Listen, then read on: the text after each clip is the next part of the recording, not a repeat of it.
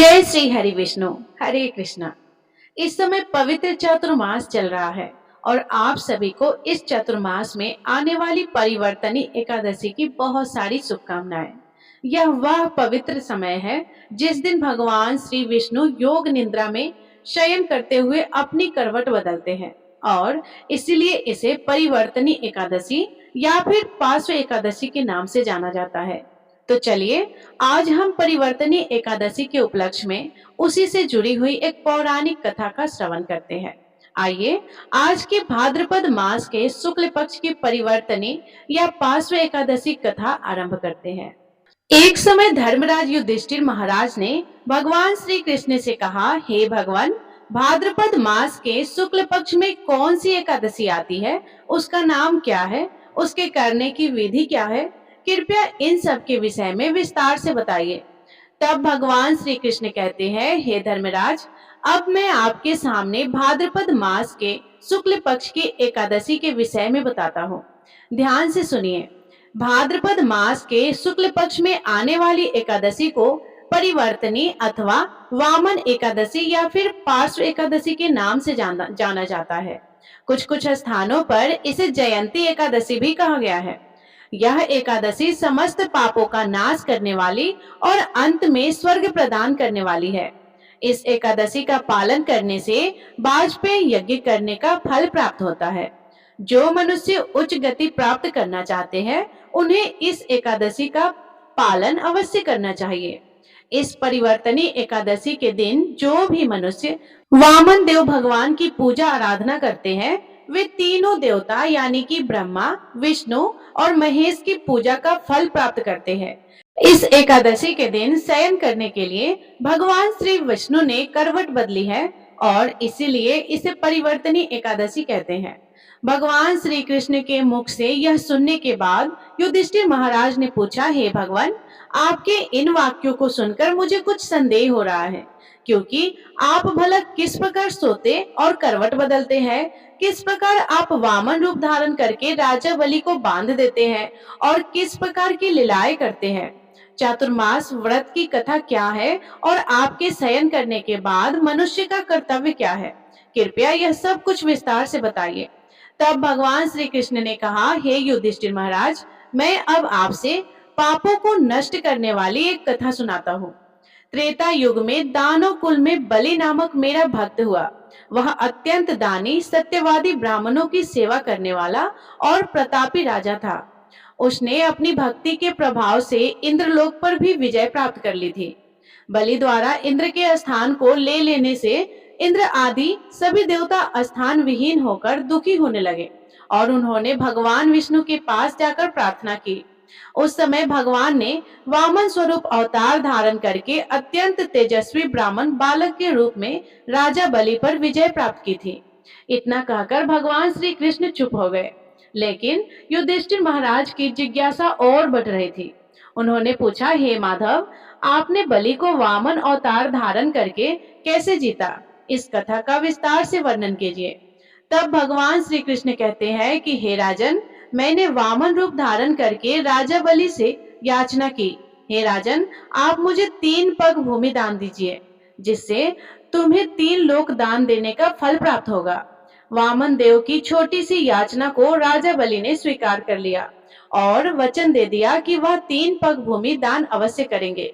और जब वामन देव ने अपने पैरों से भूमि को नापना शुरू किया तो धीरे धीरे उन्होंने अपना कद बढ़ाना आरंभ किया, जिससे भूलोक में पैर, भूवर लोक में जंघा, स्वर्ग लोक में कमर, महर लोक में पेट, जनलोक में हृदय और तपोलोक में कंठ और सत्यलोक में मुख को रखकर अपने सिर को मैंने ऊंचा उठा लिया। उस समय मैंने राजा बलि को पकड़कर पूछा, हे बलि, अब मैं अपना तीसरा पग किस स्थान पर रखूं? मेरा यह स्वरूप देखकर बलि महाराज समझ गए कि वे अत्यंत आश्चर्यचकित थे, विनम्र भी थे। और फिर उन्होंने कहा, हे प्रभु, आप तीसरा पग मेरे सिर पर रख लीजिए। उसके कहे अनुसार मैंने अपना तीसरा पग उसके सिर पर रख लिया और उसके कारण वह दानव पाताल लोक में चला गया। जब मैंने उसे इस प्रकार अति विनीत दशा में देखा तो मैंने उससे कहा, हे बलि, मैं सदैव तुम्हारे पास रहूंगा।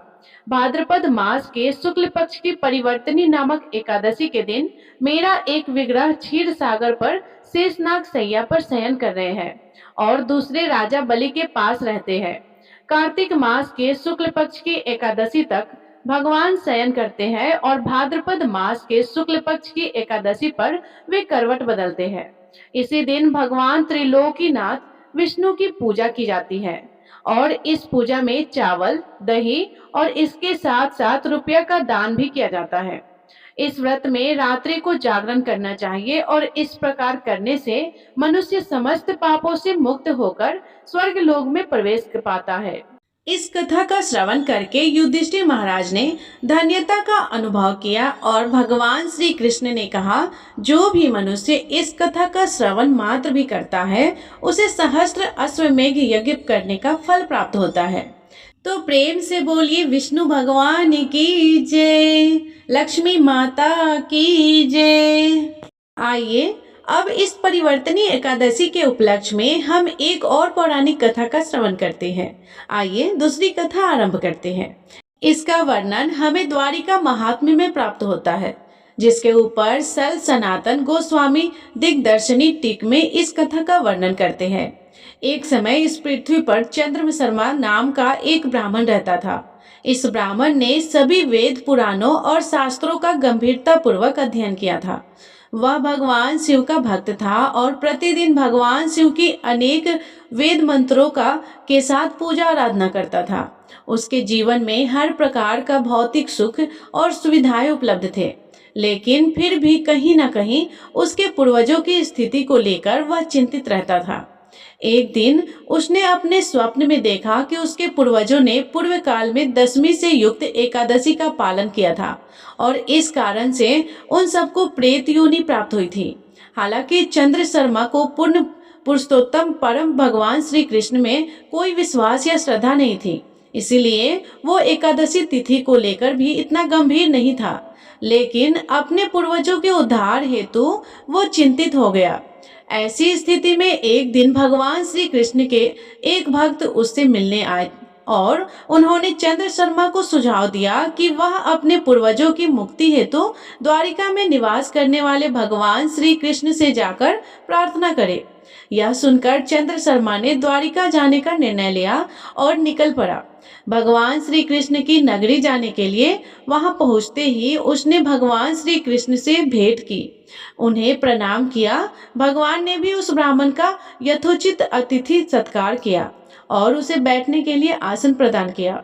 जब भगवान ने उस ब्राह्मण चंद्र शर्मा से उसके आगमन का कारण पूछा तो उसने कहा, हे परम पुरुषोत्तम भगवान, मेरे पूर्वजों द्वारा भगवान हरि के इस व्रत का पालन दशमी के दिन किया गया था। इसके फल स्वरूप उन्हें अत्यंत कष्टदायक प्रेत योनि प्राप्त हुई है।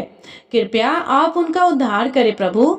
इसके उत्तर में परम भगवान श्री कृष्ण कहते हैं, जो भी भक्त मुक्तिदायक मेरे दिवस पर उपवास करता है परंतु वह दशमी के साथ सम्मिलित हो तो उसके पूर्व काल के 100 चक्रों में अर्जित पुण्य नष्ट हो जाते हैं। या एक चक्र का अर्थ होता है 1000 युग और इस श्लोक का अर्थ है कि जो व्यक्ति दशमी से संयुक्त एकादशी व्रत का पालन करता है उसने 1000 युग के अंदर जितना भी पुण्य फल अर्जित किया होगा उन सभी का नाश हो जाएगा। स्कंद पुराण में भगवान यह भी कहते हैं कि जो एकादशी दशमी से सम्मिलित होती है उसमें असुरों का वास होता है और इस दिन उपवास करने वाले को नकारात्मक परिणाम प्राप्त होते हैं।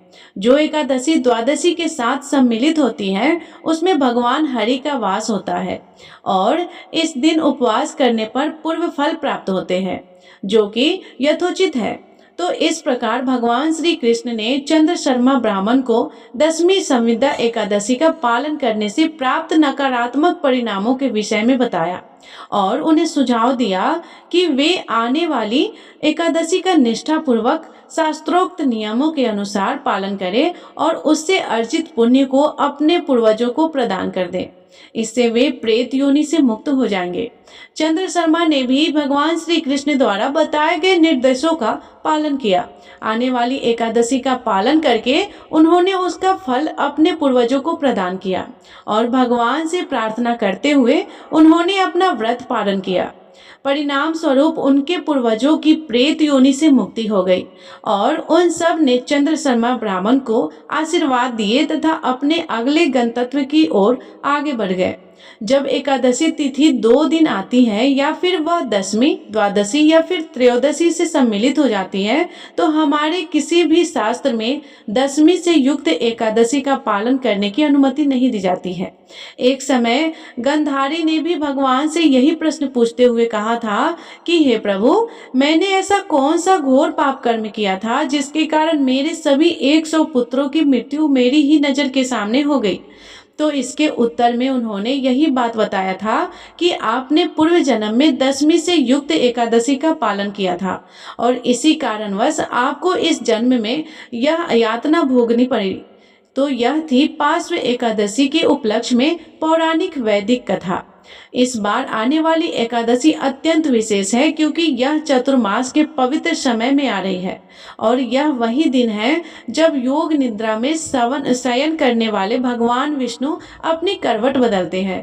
भगवान की प्रत्येक छोटी से छोटी और बड़ी से बड़ी लीला भी दिव्य होती है और उसका हम उत्सव मनाते हैं। तो यह एकादशी भी इसी पर्व का हिस्सा है। इस एकादशी से एक और तथ्य जुड़ा हुआ है और वो यह है कि एक समय जब असुरों के राजा बलि महाराज ने संपूर्ण पृथ्वी और तीनों लोकों पर अपना आधिपत्य स्थापित कर दिया था, उस समय उनके गर्व का भंग करने के लिए और देवताओं को अपना स्वर्ण पुनः वापस देने के लिए भगवान श्री हरि वामन रूप में प्रकट हुए थे और एक छोटे से ब्राह्मण के रूप में उन्होंने बलि महाराज से उनका संपूर्ण ऐश्वर्य और अहंकार छीन लिया था। उनके इस धरातल पर प्रकट होने का शुभ दिन भी यही था, भाद्रपद मास के शुक्ल पक्ष में आने वाली परिवर्तनी एकादशी। इस एकादशी का पालन करते समय कुछ बातों का अवश्य ध्यान रखें, जैसे कि इस एकादशी का नियम पूर्वक पालन करने वाले व्यक्ति को प्रातः ब्रह्म मुहूर्त में उठना चाहिए, स्नान इत्यादि से स्वच्छ होकर भगवान की मंगला आरती करनी चाहिए और उनका दर्शन करना चाहिए। तत्पश्चात तुलसी देवी को जल अर्पण करके उनकी 4 बार प्रदक्षिणा करनी चाहिए और उन्हीं के समक्ष बैठकर हरे कृष्णा का महामंत्र का जप करना चाहिए। संपूर्ण दिन में उपवास का पालन करना चाहिए। इसका अर्थ है कि किसी भी प्रकार के अन्न जैसे कि गेहूं, चावल, दाल इत्यादि का सेवन नहीं करना चाहिए। आवश्यकता पड़े तो दूध, जल, फलों का रस या फिर एकादशी प्रसाद ले सकते हैं। इस दिन अधिक से अधिक समय भगवान का नाम जाप करने से उनकी कथाओं का श्रवण और पाठन करने में लगाना चाहिए। अगले दिन निर्धारित पारण समय पर किसी सुयोग्य ब्राह्मण या वैष्णव को दान देना चाहिए और फिर भगवान को अर्पित अन्न भोजन प्रसाद के साथ भगवान को प्रार्थना करते हुए इस व्रत का पालन करना चाहिए। तो यह है पार्श्व एकादशी यानी कि परिवर्तनी एकादशी का महत्व और उसकी संपूर्ण व्रत विधि। तो सभी भक्तजनों प्रेम से बोलिए लक्ष्मी नारायण विष्णु भगवान की जय। परिवर्तनी एकादशी की जय। एकादशी माता की जय। तो प्रिय श्रोताओं, यदि ये कथा आपको पसंद आई हो तो वीडियो को लाइक करके अपने दोस्तों के साथ शेयर जरूर कीजिएगा और कमेंट में जय विष्णु भगवान अवश्य लिखिएगा। और अगर आप चैनल पे नए हैं तो चैनल को सब्सक्राइब कर लीजिएगा, क्योंकि हमेशा आपको हर व्रत से जुड़ी हुई कथाएं आपको इस चैनल पे प्रतिदिन सुनने को मिल जाएगा। धन्यवाद। राधे राधे। जय श्री कृष्णा।